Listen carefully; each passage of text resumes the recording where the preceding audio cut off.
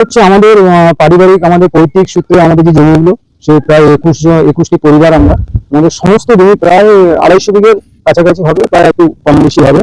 পুরো জমিটাই জবরদখল করে নিয়েছে এবং তৃণমূল বিধায়কের স্বামী তথা তৃণমূলের দোর্দণ্ড প্রতাপ নেতা ও তার সঙ্গীদের বিরুদ্ধে গরিব কৃষকদের 250 বিঘা জমি দখল করে রাখার অভিযোগ। দীর্ঘ 8 বছর ধরে দখল করে রেখেছে জমি। অসহায় কৃষকরা তৃণমূল সরকারের আমলের তৃণমূল নেতা থেকে সরকারি দপ্তর সব জায়গায় আবেদন পুরে কোনো সুরাহা মেলেনি। তাই নতুন সরকারের মুখ্যমন্ত্রীর কাছে তাদের আবেদন, তাদের জমি তাদের ফিরিয়ে দেওয়া হোক। মিনাখার আটপুকুর এলাকার ঘটনা। মিনাখা বিধানসভার বিধায়িকা উষারানী মণ্ডলের স্বামী মৃত্যুঞ্জয় মণ্ডল ও তার দলবলের বিরুদ্ধে অভিযোগ। উমারানী ঘোষ, প্রভাষচন্দ্র ঘোষ, সমীর ঘোষ সহ এলাকার 21টি পরিবারের দাবি, এখানকার তৃণমূলের বিধায়িকা উষারানী মণ্ডলের স্বামী মৃত্যুঞ্জয় মণ্ডল ও তার দলবল এলাকার 21টি গরিব খেটে খাওয়া পরিবারের জমি জোরপূর্বক দখল করে রেখেছে। জমি ফেরত চাইতে গেলে মারধর, হেনস্থা, অপমান চলত সবসময়। তারপরেও সেই সময় স্থানীয় থানা, মিনাখা ব্লক অফিস সহ ভূমি দপ্তরও জানিয়েছিল এই 21টি পরিবার, কিন্তু তখন কোনো কাজ হয়নি। এবার সরকারের পরিবর্তন হয়েছে মুখ্যমন্ত্রী। তাই এই সব জমি মালিকরা আবারও নতুন করে আশায় বুক বেঁধেছে যে তারা তাদের সেই সব জমি এবার ফিরে পাবে। আর এই ব্যাপারে পরিবারগুলো মুখ্যমন্ত্রী শুভেন্দু অধিকারীর কাছে লিখিতভাবে আবেদন জানিয়েছে। যদিও এই ব্যাপারে যার বিরুদ্ধে এই সব জমির মালিকরা অভিযোগ করেছে সেই মৃত্যুঞ্জয় মণ্ডলের দাবি যে ওই সব জমি বাম আমলে কৃষকদের লিস্ট করে দিয়েছিল বাম আমলের নেতারা। সেই সব জমির কোনো লিজের টাকা বা দখল কিছুই করতে পারছিল না এই সব জমির মালিকরা। আমরা উদ্যোগ নিয়ে কিছু জমির মালিককে এখন লিজের টাকা কুড়িয়ে দিয়েছি।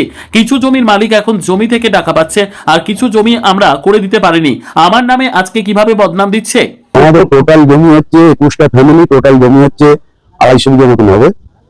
দীর্ঘদিন ধরে টিএমসি এরা দখল করে আছে। উষারানী মন্ডল থেকে শুরু করে সত্যজিৎ ঘোষ, কখন কবি, লিয়াজ, অরূপ দাস, তারপরে নামটা ভুলে যাচ্ছে ওই উন্মিলেশ করণ, শ্যামল দাস, তৃণমূলের এরা আমাদের মানে 10% টাকাও এরকম তুলে নিয়েছে জবরদখল করে। তার পেপার কাটিং আছে আনন্দবাজারের।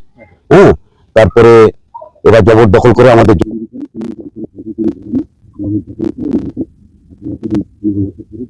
আপনারা যখন বলতে যান তখন কি বলে? হুমকি দেয়, হুমকি দিচ্ছে। এই তো আমাকে আজকেরই হুমকি এসছে গ্রাম থেকে, যে কোনো সময় মার্ডার করে দিতে পারে। তারা এই টিএমসির লোকেরা।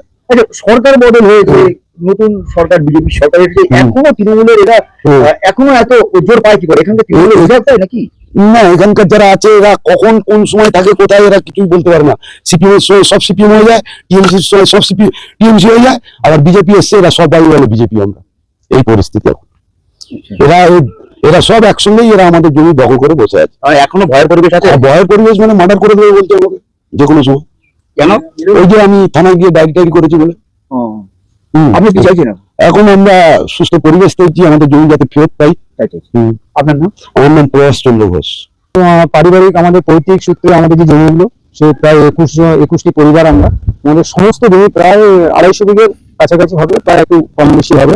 পুরো জমিটাই জবরদখল করে নিয়েছে এবং আমাদের এখানকার মিনাখা বিধানসভার যে বিধায়িকা উষারানী মণ্ডল, ওনার স্বামী হচ্ছে টিএমসি প্রভাবশালী চেয়ারম্যান, উনি এই জিনিসটাকে করিয়েছেন এবং তার সঙ্গে অঞ্চল থেকে সত্যজিৎ ঘোষ এবং বুথ স্তরের যে নেতারা আছে, আপনার খোকন কবি, অরূপ দাস, অমরেশ করণ এবং অঞ্চলের আরো কিছু আছে মিরাজুল, আইজুল, এই সমস্ত টিএমসি নেতাদের দিয়ে আমাদের জমিটাকে পুরোপুরি আমাদেরকে দখল করে নিয়ে আমাদেরকে জমিহীন করে দিয়েছে।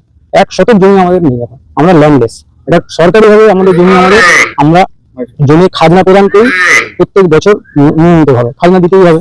এই জন্য আমরা মানে আপনাদের মাধ্যমে আমরা আবেদন করতে আমাদের প্রার্থনা, আমাদের আইনত ভাবে আমাদের জমিটাকে আমাদেরকে ফিরিয়ে দিন এবং আমাদের মৌলিক অধিকারটাকে আমাদেরকে ফিরিয়ে দেওয়ার আবেদন জানাচ্ছি। সম্পূর্ণ ভিত্তিহীন কথা। ওসব জমিগুলো বামফ্রন্টের আমলে দখল করেছিল, বামফ্রন্ট আমলেই দখল করেছিল। আমরা ওদের রেকর্ডপত্র ছিলাম না, বরং আমরা ক্ষমতায় এসে ওদেরকে হাফ লিজ পাইয়ে দেওয়ার ব্যবস্থাও করেছি এবং অনেকে ফুলও লিজ পাচ্ছে, যে একটা কৃষকের কাছে ফুলও লিজ পাচ্ছে, প্লাস আমরাই রেকর্ড করিয়ে দিয়েছি। ওদের রেকর্ড ছিল না, আমরা বিআরআর অফিস থেকে ওদের রেকর্ড, আমরা সর্বতোভাবে ওদের সহযোগিতা করেছি, ওদের পাশে ছিলাম। ওরা যদি বলে এগুলো সম্পূর্ণ ভিত্তিহীন কথা। আমার লোকজন বলে কেউ নেই, বামফ্রন্টের আমলেই সব সিপিএম এর লোকজনই এখনো তারা সিপিএম এর এতে রয়েছে, সব সিপিএম এর লোকজনই। ভরত দাস যখন জেলার সভাধিপতি ছিলেন বা তার আগে বামফ্রন্ট যখন প্রথম আসে তখনই ওইসব জমিগুলো দখল হয়েছিল।